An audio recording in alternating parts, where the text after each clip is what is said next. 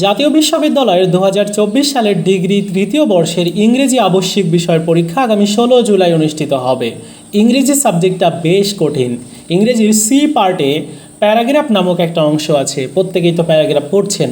আমাদের সাজেশনটিতেও অনেকগুলা দেওয়া আছে, যেগুলা এই অল্প সময়ের মধ্যে কমপ্লিট করাটা খুবই ডিফিকাল্ট। সো কেমন হয় যদি একটা প্যারাগ্রাফ আপনাদেরকে দেওয়া হয়, যে ফরম্যাটে আপনি যে কোনো প্যারাগ্রাফ লিখতে পারবেন। তো আজকের ভিডিওতে আমি এরকম দুইটা ফরম্যাট শেয়ার করব, একটা গুড সাইড আর একটা ব্যাড সাইড। এই দুইটা ফরম্যাট যদি কমপ্লিট করে যান, পরীক্ষাতে যে প্যারাগ্রাফ আসুক না কেন আপনি সেটিরই উত্তর লিখতে পারবেন এবং 10 মার্ক পেয়ে যাবেন। তো চলুন শেয়ার করব। আরেকটা রিকোয়েস্ট করছি, আমাদের এটা তো নতুন চ্যানেল, এখানে আপনাদের ডিগ্রি তৃতীয় বর্ষের পরীক্ষার প্রস্তুতিমূলক বিভিন্ন ভিডিও আসবে। ইংরেজির পরবর্তী যে টপিকসগুলো রয়েছে, যেমন ডায়লগ লেখার নিয়ম, তারপর মানে ফরম্যাট দিব, যে একটা ফরম্যাট আপনি শুধুমাত্র পড়ে যাবেন, সবগুলো লিখতে পারবেন। এরকম আরও রয়েছে, পোস্টার রয়েছে বা যেগুলো আদার্স টপিকস। সো আরও সাজেশান থাকবে, শর্ট সাজেশানগুলো আমাদের এই চ্যানেলে আপলোড করা হবে। তো চলুন এবার সেই ফরম্যাটটা আপনাদেরকে দেখাই।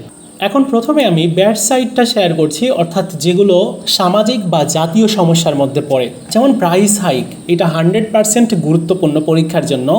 লোডশেডিং, এটাও গুরুত্বপূর্ণ একটা প্যারাগ্রাফ। ডিফরেস্টেশন, এটাও গুরুত্বপূর্ণ। মানে প্রবলেম বেস প্যারাগ্রাফ যেগুলো রয়েছে, এগুলা লেখার ফরম্যাটটা আমি এখানে দিয়ে দিয়েছি। এখন কিভাবে আপনারা পরিবর্তন করবেন সেটি বলছি। এই যে পুরো প্যারাগ্রাফটা রয়েছে, এটা পুরোটা আপনারা পড়ে মুখস্থ করবেন। এবার এই যে টপিকস, যেখানে এই টপিক্সের এই জায়গাতেই শুধুমাত্র পরিবর্তনটা আনতে হবে। যেমন প্রাইস হাইকটা যদি আপনার পরীক্ষাতে আসে, তাহলে প্রথমে দিবেন হচ্ছে price hike is one of the most burning issues, এরকম দিতে হবে। আবার যদি লোডশেডিং আসে, তাহলে load shedding is one of the most burning issues, এরকম। আবার এই যে এখানে যে টপিক্স আর রয়েছে, এই টপিক্সের জায়গাতে যেটাই আসুক ওইটা লিখবেন।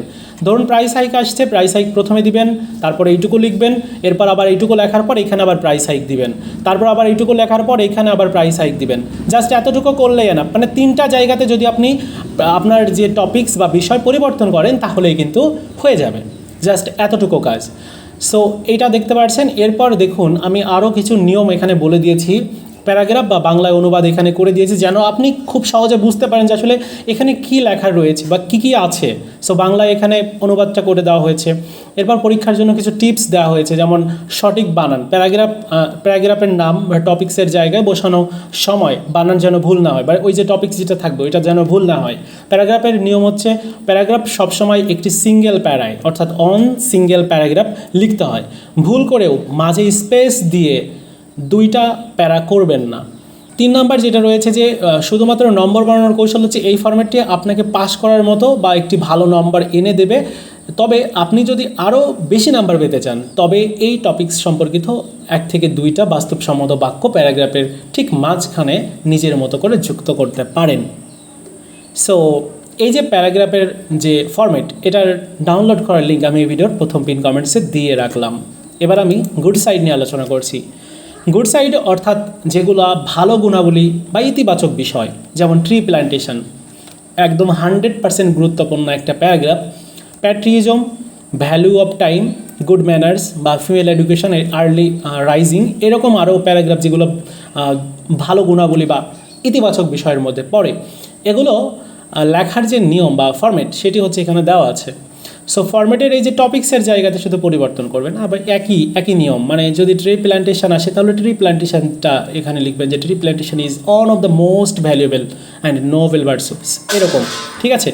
সো এই যে যেখানে শুধুমাত্র টপিক্স রয়েছে, এখানেই পরিবর্তনটা করবেন। এই যে টপিক্সগুলোতে কয়েকটা বিষয় মনে রাখবেন, এখানে বাংলাটা দেওয়া আছে। কয়েকটা বিষয় মনে রাখবেন, যে শুধুমাত্র এটি সুবিধা এবং অসুবিধার সতর্কতা তো আছেই। সুবিধা হচ্ছে যে এটি এমনভাবে শব্দ চয়ন করে লেখা হয়েছে যাতে যে কোনো ভালো গুণের সাথে চমৎকারভাবে লেখা যায়। এটি আপনার গ্রামাটিক্যাল ভুলের ঝুঁকি একদম কমিয়ে দিবে। সতর্কতা হচ্ছে কি, ফিমেল এডুকেশন বা নারী শিক্ষা, রিডিং নিউজ পেপার সারা, এর মতো বিষয়ের ক্ষেত্রে noble versus of human lifes বা এই যে এখানে যে টপিক্সটা আছে, এইগুলো দিলে বেশি মানানসই হয়। তবে এত কিছু দেওয়ার দরকার নেই। আমি যেটা বললাম, যে আপনি জাস্ট কী করবেন, এই টপিক্সগুলো পরিবর্তন করবেন, এতটুকুই এনাফ। সো এইটারও PDF ডাউনলোড করার লিঙ্ক আমি এই ভিডিওর প্রথম পিন কমেন্টসে দিয়ে রাখলাম। তো কেমন হয় যদি অন্যান্য টপিকস যেগুলো রয়েছে, শুধু প্যারাগ্রাফ না, যেমন ডায়লগ, তারপর পোস্টার, তারপর অ্যাপ্লিকেশান, এরপর যেগুলো আছে আর কি, সেগুলো লেখার নিয়ম দিলে ভালো হয়। যদি ভালো হয় অবশ্যই কমেন্টস করে জানাবেন। ধন্যবাদ।